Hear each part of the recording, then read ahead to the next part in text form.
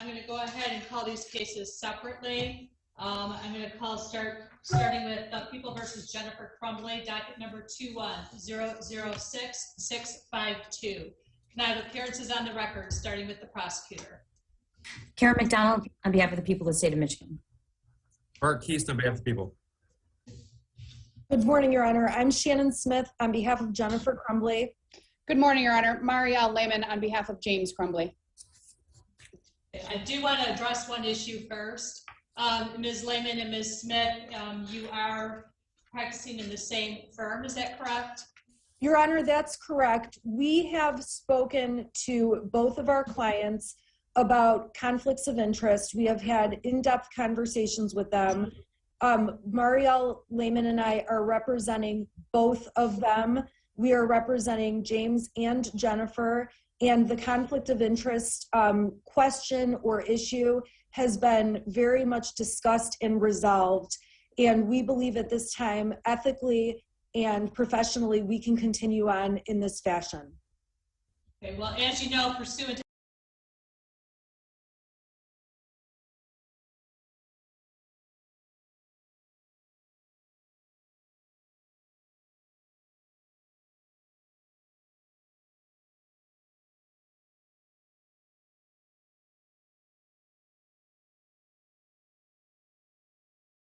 And one of the things I need to make clear is that the media has very much been saturated with cherry-picked facts. But when we have talked to our clients in depth and learned all of the circumstances of the case, which obviously are covered by attorney-client privilege, there is not a conflict of interest between what happened. I cannot divulge to you the specific reasons, but there is not a conflict of interest between the parents, their defense, and their defense strategy. Prosecutor, any comments or statements you want to make relative to any potential conflicts of interest? Your Honor, I'm not sure that there's any facts that have been placed on the record that meets the standard. I'm not saying that I object, but I'm not sure that we have satisfied the court rule. But if Mr. Keast has something to add. I am required to inquire as to each defendant as well. Jennifer Crumbley, do you have any objection to Ms. Lehman and Ms. Smith representing both you and Mr. Crumbley for this case, recognizing that they come from the same firm and they will be representing both of you? I have no objection.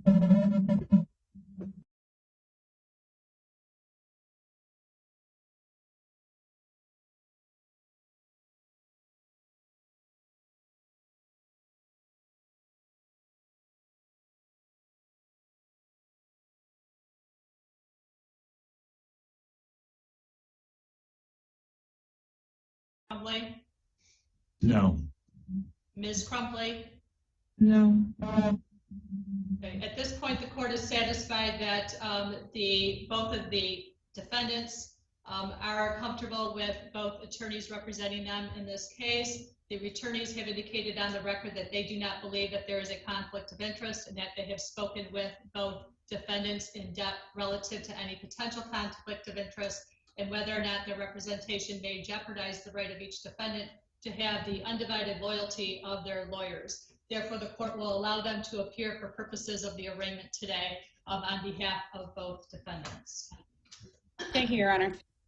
Okay. Now, in terms of the arraignment, Jennifer Crumbley, I'm going to arraign you first. So if you'll please make sure you get close to that microphone so that we can hear you. If at any time you cannot hear or see me, please put your hand up and we will stop the proceedings and then try to figure out what's going on. Do you understand that you are charged with the following counts? Count 1, involuntary manslaughter, which is punishable by up to 15 years in prison and or to a $7,500 fine and mandatory DNA for the death of Madison Baldwin. Do you understand that, do you understand that that is the charge for count 1?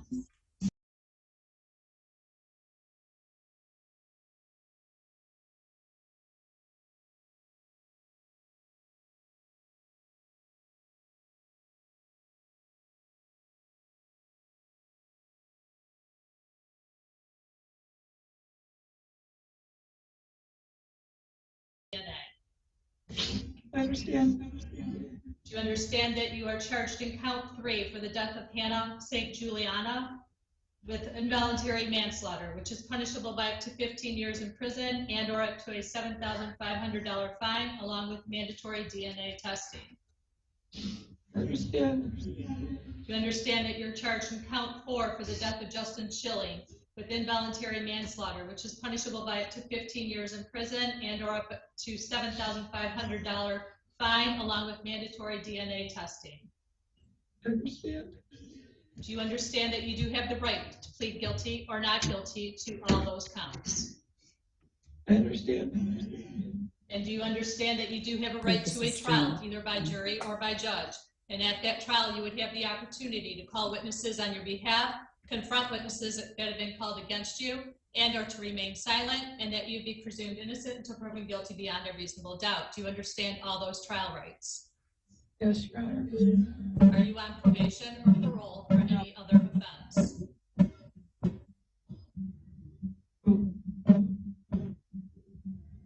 Ma'am, I'll ask the question again. Are you on probation or parole No. for any offense? No, And how are you pleading to count 1? not guilty. How are you pleading to count 2?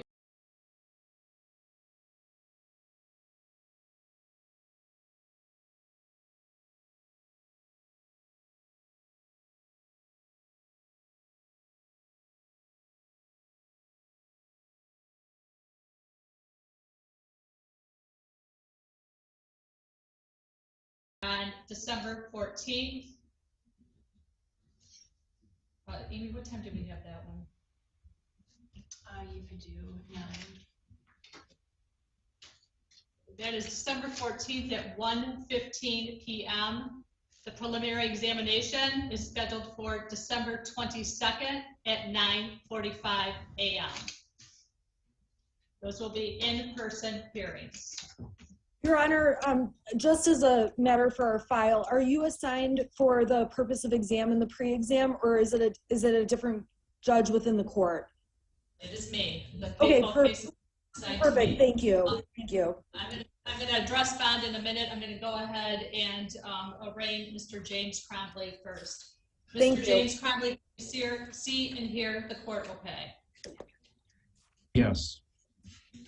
And do you understand, sir, that you are charged in count 1 for the death of Madison Baldwin of involuntary manslaughter, which is punishable by up to 15 years in prison and or up to a $7,500 fine and mandatory DNA testing?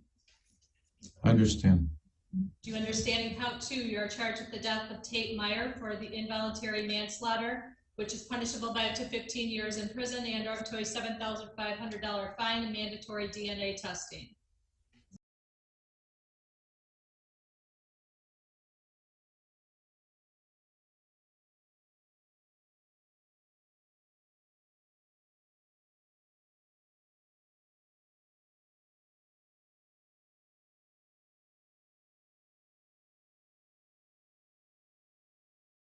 Justin Schilling, involuntary manslaughter, which is punishable by up to 15 years in prison and or up to a $7,500 fine and mandatory DNA testing. I understand. Do you understand that you do have the right to plead either guilty or not guilty to all of those charges? I understand. Do you understand you have a right to a trial either by jury or by judge, and at that trial you would have the opportunity to call witnesses on your behalf, confront witnesses that have been called against you, and or to remain silent, and that you'd be presumed not guilty until proven guilty beyond a reasonable doubt for each and every element of the crime? Do you understand those trial rights? I understand. Are you on probation or parole for any other offense? No, How are you pleading to count 1? not guilty. How are you pleading to count 2? Not guilty. How are you pleading to count 3? Not guilty. And how are you pleading to count 4? Not guilty.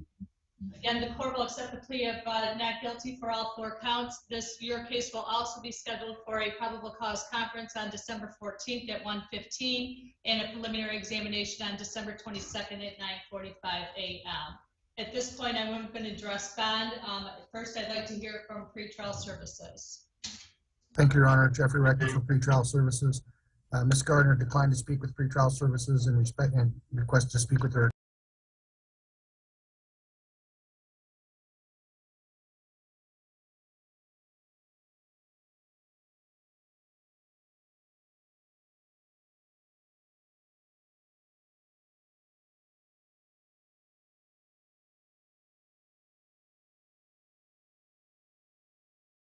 Failing to appear, does not have a prior documented history of violence. The charges against the defendant are severe, and those charges issued by the court. Defendant, along with the co-defendant, failed to turn themselves in to authorities. While every defendant is afforded the presumption of innocence, the purpose of bail is to ensure appearance and the safety of the community. Defendants in this matter had agreed through their attorney to turn themselves in to the court once charges were issued on 12/3 of 21. However, instead they fled. Based on the defendant's attempt to flee prosecution, pretrial services has concerns for appearance and the safety of the public. It is our recommendation that a release on recognizance bail is not appropriate in this case. In order to further mitigate concerns for appearance and public safety, if the defendant makes release, the following conditions are respectfully recommended. Pretrial services supervision, a GPS tether prior to release, allowed to leave home for work if employed, medical appointments, attorney visits, not to have any contact with any witnesses, victims, or return to Oxford High School, not to possess a firearm, and must turn any firearms in that have not been confiscated. Thank you. Who is going to speak on behalf of the prosecutor's office? I am, Your Honor. Go ahead. Your Honor, I'm sure you've read the swear to you. Pursuant to MCR 6.106, bond should be set with the considerations of the likelihood of conviction first. Here, the likelihood of conviction is strong. Your Honor,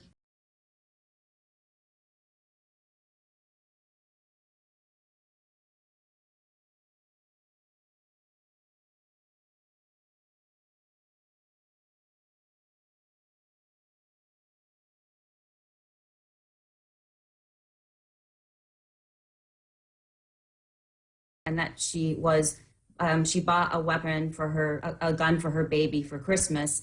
It's also clear from the facts that he had total access to this weapon and that it was for him. Second, on the 29th, both defendants were aware that he was searching ammunition on his phone at school. Instead of reacting to that as a concerned parent and worried about safety, Mrs. Crumbley texted, LOL, just, I'm not mad, just next time don't get caught. And then obviously on this very tragic day, on the 30th, they were called to the school and about their son's drawing, which clearly depicted threats and acts of violence. And instead of disclosing to the school that he had full access to this weapon, they chose not to. They chose not to take their son home. They chose not to tell anybody that he might be dangerous when it was clear and they had every likelihood that he was, and instead they left. Furthermore, after the active shooting announcement went out, Mrs. Crumbley texted her son, Ethan, don't do it. And Mr. Crumbley went to his home purposely to search for this weapon because he was afraid his son had the weapon and was in fact shooting people and hurting them, which, as we know, is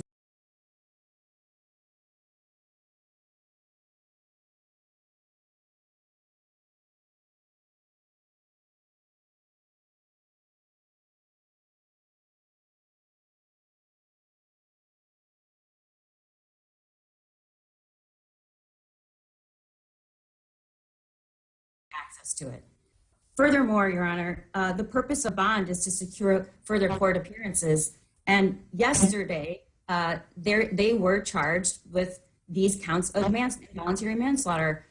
Now, Your Honor, the communication between Mrs. Smith and the prosecutor's office was a text message that was sent to me and was not replied to. And we don't have an obligation to cooperate, and there are good reasons for that. And I think the fact that the events that played out show the reasons for that. Now, Mrs. Smith, clearly her clients did not tell her the truth because her representation was they wanted to turn themselves in and that they were on their way to do that. However, they didn't turn themselves in, and we were told they were out of town, except that yesterday morning they withdrew $4,000 from an ATM in Rochester Hills, very close to the court where they could have turned themselves in with no events and no efforts on behalf of law enforcement. Instead, they fled, and they sought multiple attempts to hide their location, and were eventually tracked down after they parked their car somewhere. A witness saw it, and the entire fugitive apprehension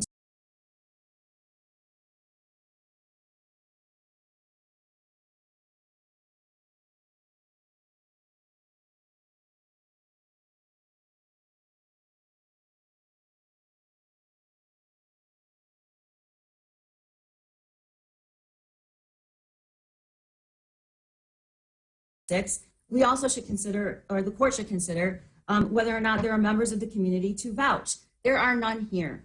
In fact, there are none here because there's not one person in that community that will vouch for these two defendants. So I'm asking that you set a $500,000 bond for both defendants, cash surety. I'd like to hear from the attorneys. Please address bond as it relates to Jennifer Crumbley first, please. Your Honor, the first thing I need to do is to respond to the prosecution's comments about our contact with their office. On Thursday night, I texted Karen McDonald and told her my office was representing the Crumbleys and I wanted to speak with her. She did text back and said we could talk first thing Friday morning. First thing Friday morning, I did text Miss McDonald. I also group texted Miss McDonald with Marielle Lehman. I also called her office. I talked to her personal secretary and explained who I was, circumstances, and that I needed to speak with Miss McDonald. Marielle Lehman also called Miss McDonald in the morning. We called the prosecutor's office throughout the day and never got a call back. We were going to make arrangements to have our clients turn themselves in. I was in a trial in circuit court in front of Judge Savin all day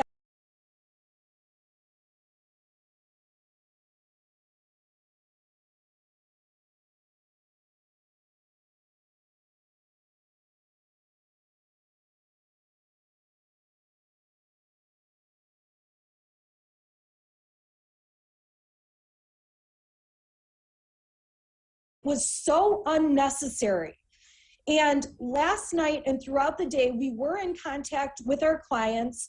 They were scared, they were terrified, they were not at home, they were figuring out what to do, getting finances in order. And the last text messages we had with them and phone calls Marielle Lehman and I had with them, our plan was to drive to the Novi District Court this morning because arraignments were supposed to start at 8:30 for any county arraignment. And we had plans to meet them at 7:30 to text the fugitive apprehension team to get to the court by 8:30 so they could be arraigned first thing. Those were plans we made and solidified, and we did not announce it because unlike the prosecution, we weren't attempting to make this a media spectacle. This case is absolutely the saddest, most tragic, worst case imaginable. There is absolutely no doubt, but our clients were absolutely going to turn themselves in. It was just a matter of logistics, and all the prosecution had to do was communicate with me about it. And we tried multiple times. All right, that being said, with respect to Miss Crumbley, she is 43 years old, as pretrial services told you. She has been employed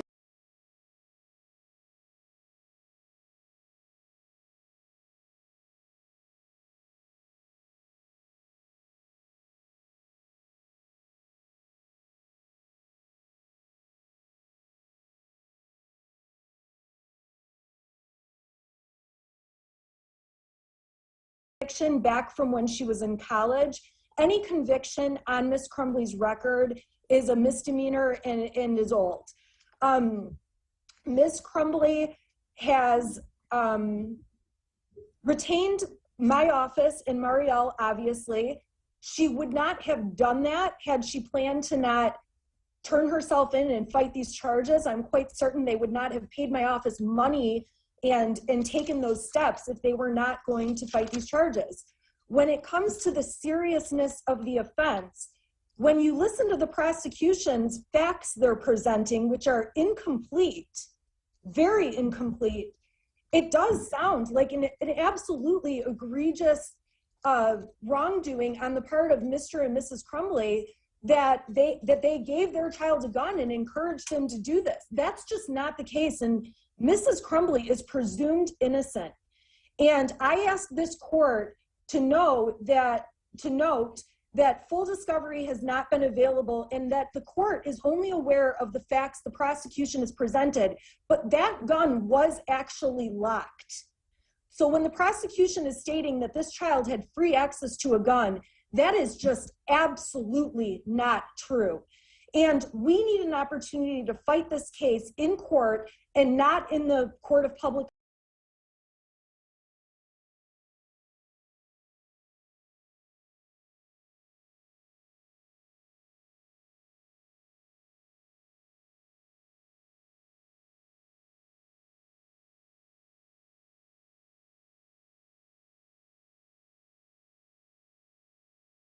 Keeping all of that in mind, our clients would absolutely avail themselves to a GPS tether. They would absolutely obey all of the conditions listed by pretrial services.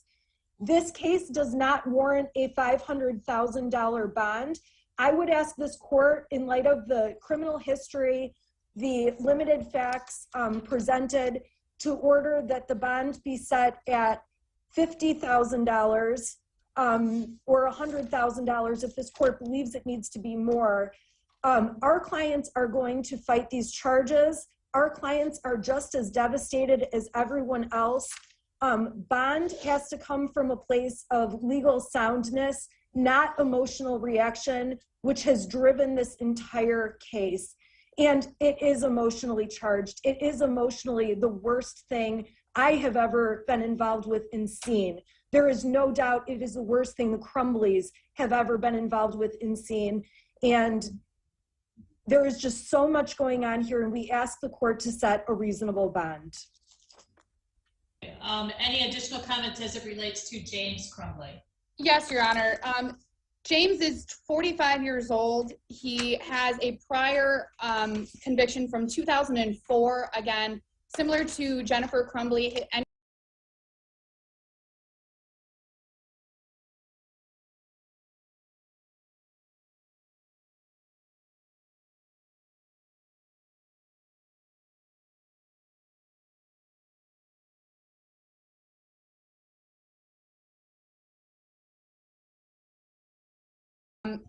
As for the seriousness of the charges, as Ms. Smith has stated, the facts that have been presented by Ms. McDonald and her office have been cherry-picked to further her narrative of making an example of Mr. and Mrs. Crumbley, which she very freely said she was doing yesterday during her press conference.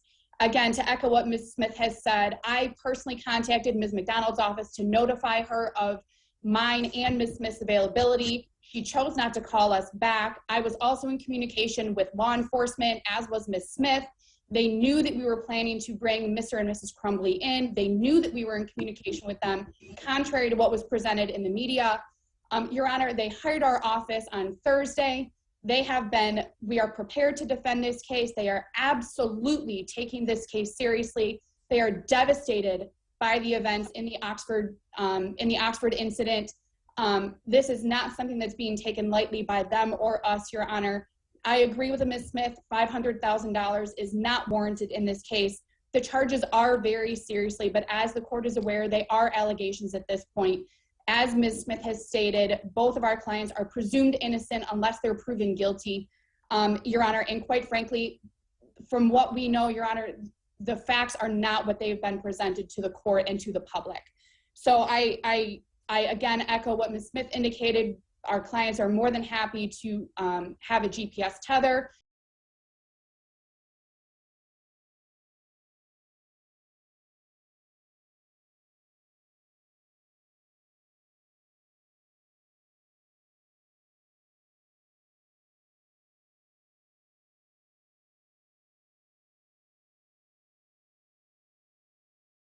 court. We had been in communication with the prosecutor's office and law enforcement and our clients throughout yesterday, Your Honor. They were not fleeing prosecution, contrary to the media reports. So, Your Honor, I'm asking that they have a $50,000 or $100,000 bond with a GPS tether and pretrial services supervision. Your Honor, may I respond, please? Very, very quickly, please. Your Honor, I agree with Mrs. Smith on one thing. The court hasn't heard all the facts, and neither has the public, because I have an ethical duty not to release those facts because she is indeed correct. Her client and Mr. Crumbley have an absolute, we have a burden, and these are merely allegations. So I agree. And I just want to point out, nobody needs permission. These defendants did not need my permission, and they didn't need law enforcement permission to go to the court and turn themselves in, go to the police department, the sheriff's department, and turn themselves in. I agree Mrs. Smith was perhaps in trial. She had a break from 11:45 to 2:45, and I can't imagine why they were surprised. The whole country knew that these charges were coming. And lastly, to suggest that anyone is somehow using this incident to create press, there's a lot of attention here because 4 children were murdered and 7 others were injured. And that is on the mind of every single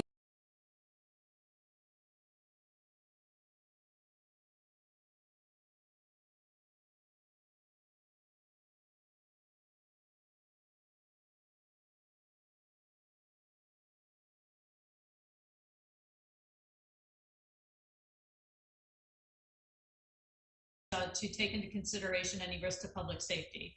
Obviously, these charges are very, very serious. There's no question about that. The court does have some concern about the flight risk along with the public safety, given the circumstances that occurred yesterday and the fact that the defendants did have to be apprehended in order to appear for purposes of arraignment. The court did indicate yesterday after the swear-to that it would be conducting an arraignment at 4 p.m. And nobody appeared for purposes of that arraignment. Your Honor, the bond for Jennifer Crumbley at $500,000 cash surety, no 10%. In the event that Jennifer Crumbley is able to post bond, the following conditions will be in place. The defendant is not to use or test positive for alcohol, recreational marijuana, or any controlled substances. Ms. Crumbley is not to possess or have in her possession any firearms or dangerous weapons, shall not have any assaultive behavior toward anyone, must provide a release address upon release to the pretrial services representative. The pretrial services representative will be monitoring bond compliance. The defendant, within 24 hours of release from the Oakland County Jail, must submit to and pay for ETG, PBT, or urinalysis at a facility that's open 7 days a week that automatically lab confirms all positives, provides all levels in writing. That would be at the direction of PTS. The defendant, Ms. Crumbley, at this time is to verify any employment status and verify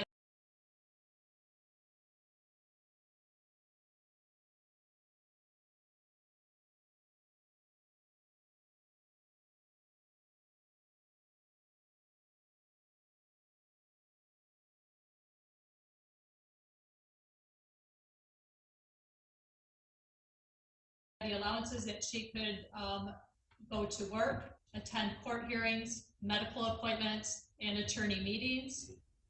She must provide work schedule, medical appointments, and any meetings to PTS in advance.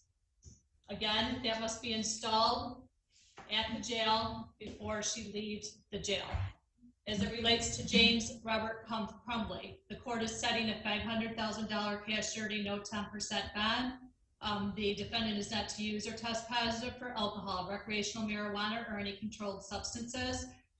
The defendant is not to possess or have in his possession any firearms, weapons, or ammunition. The defendant is not to have assaultive behavior toward anyone. The defendant must provide a release address if he is able to post bond to pretrial services. He will be monitored by pretrial services, must submit and pay for ETG, PBT, and a urinalysis within 24 hours of release from the Oakland County Jail at a facility that is open 7 days a week, that automatically lab confirms all positives, provides all levels in writing. The defendant must verify employment to PTS upon release from the Oakland County Jail. The GPS tether must be installed prior to release from the Oakland County Jail in the event that the defendant is able to post bond. He also must provide information relative to employment schedule,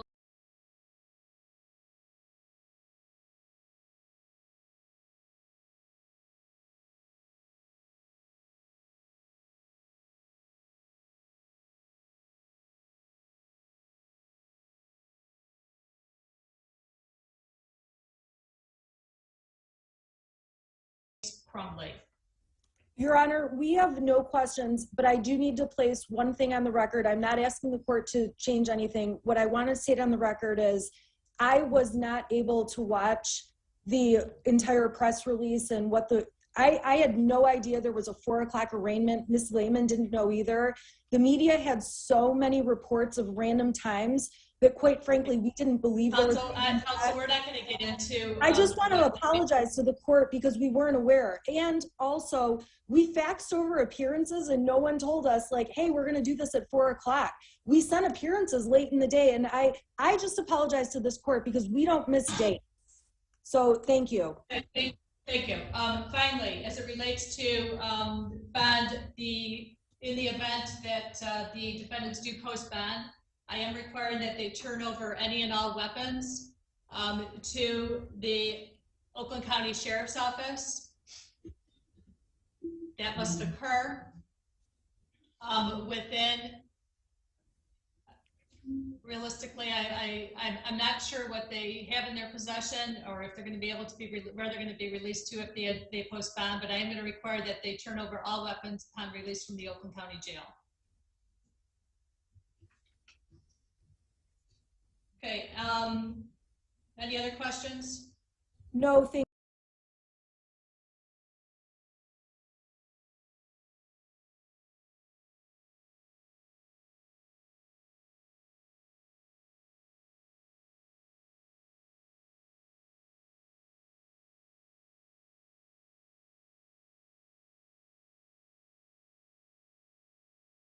Just do want to put on the record that there are hundreds and hundreds of hours of digital evidence and voluminous documents, and we are compiling it, and we'll get it to defense counsel as soon as possible.